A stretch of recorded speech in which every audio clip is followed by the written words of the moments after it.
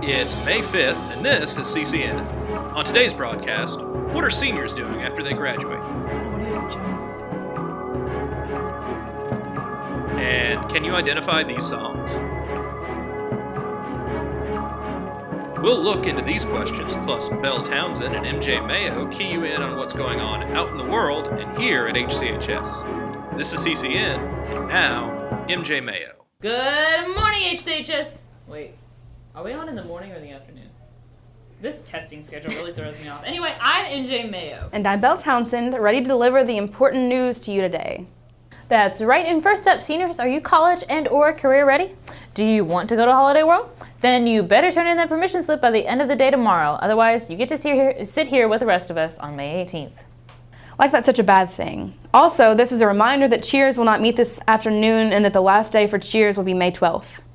Also, as a reminder, you can pick up a shiny new yearbook at the bookstore this week for $35. And if you have 100 Sherway stamps handy, make sure to turn them in on a Sherway Yearbook Saver card because each full card is worth $5 off the price of the book. Hey seniors, do you want to feel honored? Then make sure that you get your information sheet and pictures to Miss Stovall in G206 as soon as possible so you can be flattered on honors night. Seniors, do you want some free money for college? Then get your Lambert Foundation scholarship application turned in today. The deadline is today. So, want free money? Talk to your counselor today. Finally, FBLA is holding a suicide prevention and awareness walk next Saturday at the stadium. Please register for this important event because all proceeds go to suicide prevention services. What a good, important message to leave off on, Belle. And speaking of important, Ariana went and interviewed seniors to see what they're doing after they graduate. I'm Ariana Bell, and I ask seniors how they feel after leaving high school. As a senior, what are you ready for leaving high school? I'm ready to get my life started and ready to go on with college and just kind of leave here. I'm looking forward to going to college, doing my basics, maybe getting my own place, apartment, or maybe find a roommate or anything, something like that. I'm really looking forward to not having to go to school every morning, having the option to actually go to a university or college. I'm excited to go to college, join a sorority, make new friends, and do good in school, and then hopefully get into medical school. I'm excited to leave high school and make new friends in college. I'm really ready to just to graduate and get into college and just kind of start to turn into the person I'm going to be for the rest of my life. I'm just excited to see what college is going to be like, really ready to get out of high school, do some new things, meet some new people. As a senior, what are you excited for after you graduate? Well, I'm excited to graduate in general, and after I graduate, just getting out in the real world and meeting new people and getting a degree. Just ready to go off to college, get out of the house, and get away from mom and dad. I'm excited, but I'm kind of scared and sad to be away from my friends every day. As seniors, how do y'all feel about leaving high school? Well, I have mixed emotions because I'm kind of excited, but I'm kind of nervous about getting out there by myself. But I'm excited for college, and this summer just ready to let loose. I have some more freedom, my car, 18.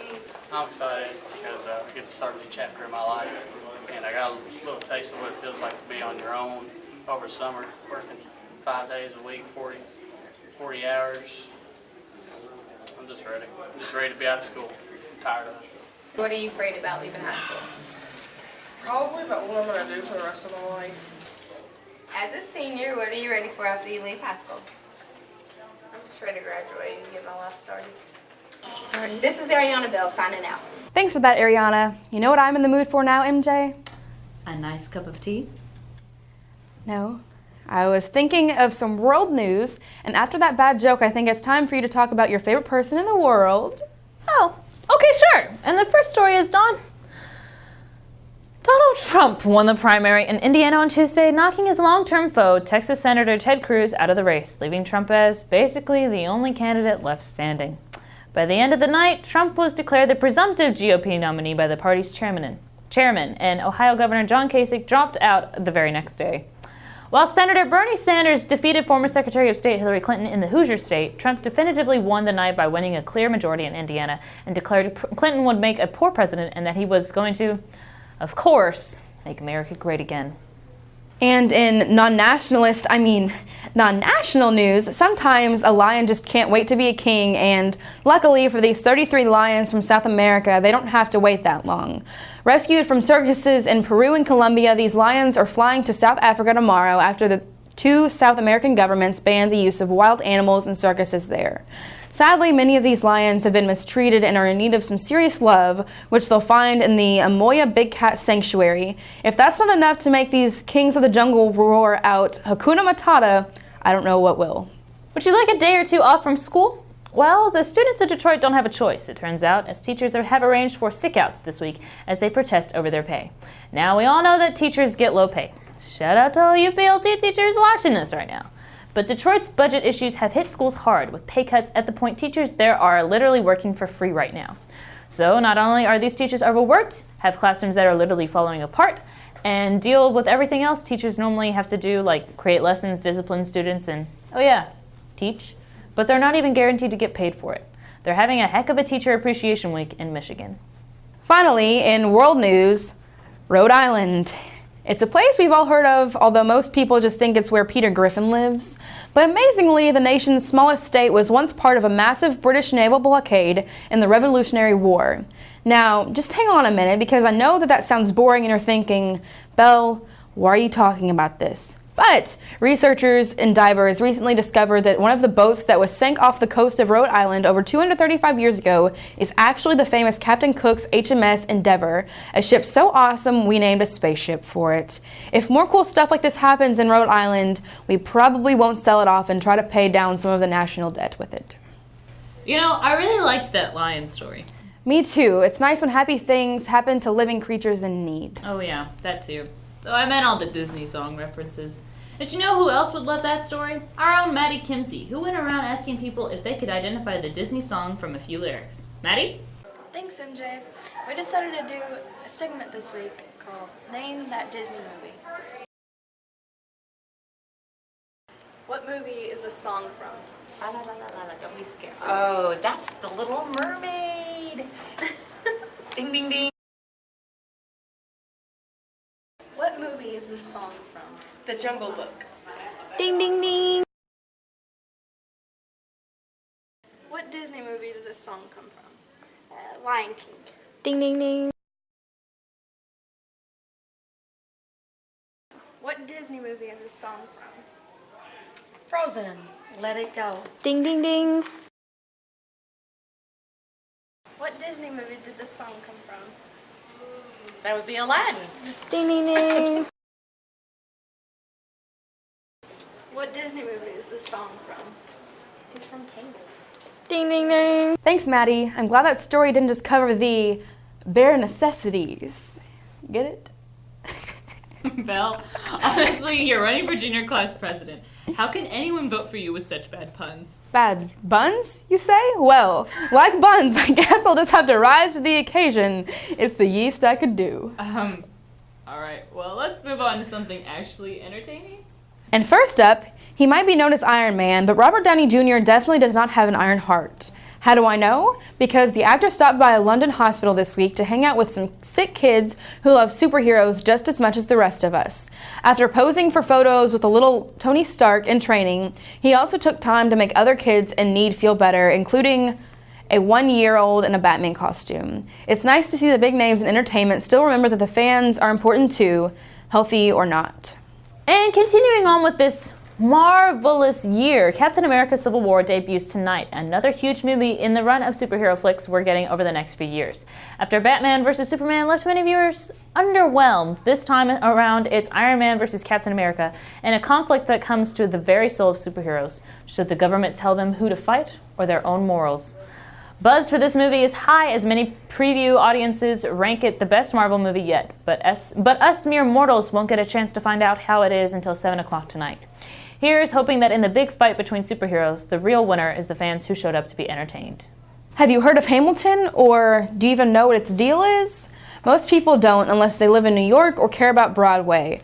But it's a big deal there, and the Tony nominations announced Tuesday morning show it. Hamilton, a hip-hop musical about Alexander Hamilton, the guy on the $10 bill, in case you're still lost, broke records with an astounding 16 nominations for this year's Tonys. The awards won't be announced until June 12th, so superfans will have to wait until then to see if the production, whose tickets can cost quite a few Hamiltons, will dance away with a record number of wins.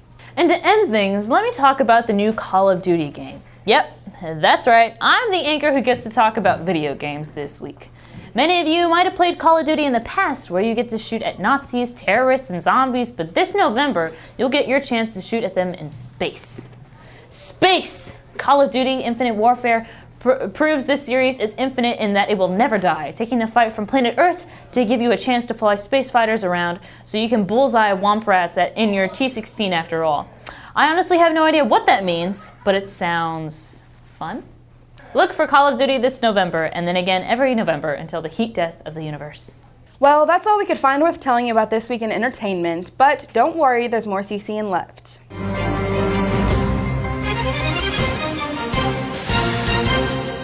Alright, fan rant time. Look, authors create things. Sometimes they create magical things. Some worship George R.R. Martin for writing the books that have been turned into Game of Thrones. And some people love Stephanie Meyer because of Twilight. Twilight, people? Careful there, MJ. But one of the most universally loved creations of the last 30 years is Harry Potter. That magical world has pulled in millions and inspired a generation. As well as inspiring movies, video games, amusement parks, merchandise. Exactly. Which is why it can be so frustrating when J.K. Rowling, Sorceress Supreme of Harry Potter's universe, states she hated killing off certain characters or certain choices she made.